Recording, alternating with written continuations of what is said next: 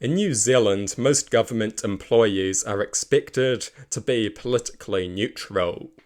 They are expected to execute the will of the government without thought or question. I take issue with this. I oppose blind loyalty to the government. But I also understand that a partisan public service is very bad for government stability and legitimacy. So I propose an alternative. Loyalty to a supreme and entrenched constitution. Service to the government insofar as its behaviour is consistent with this constitution. A legal responsibility to not serve the government when doing so would violate the constitution. The constitution should be elevated above the whims and wishes of whatever idiot is in the beehive. That is how most countries operate. Political neutrality, in of itself, is not a virtue. If it was, it would be virtuous to enact the agenda of an evil regime. Were the bureaucrats of Nazi Germany and Stalinist Russia admirable people? No. And a person who executes the government's will without question is not virtuous in any serious sense. But that is the current system.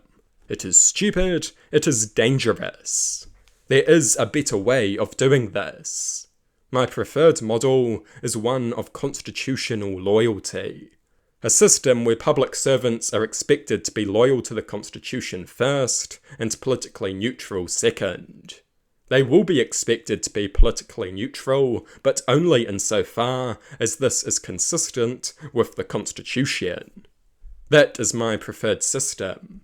I think every public servant, police officer, and member of the military should swear an oath of allegiance to a constitution. A supreme and entrenched constitution that defends the rights of the people and limits the power of the state.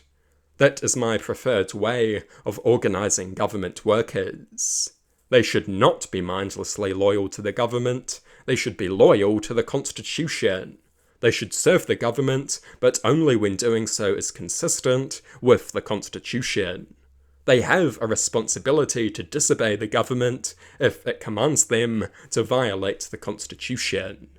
This is the only way to safeguard freedom and democracy.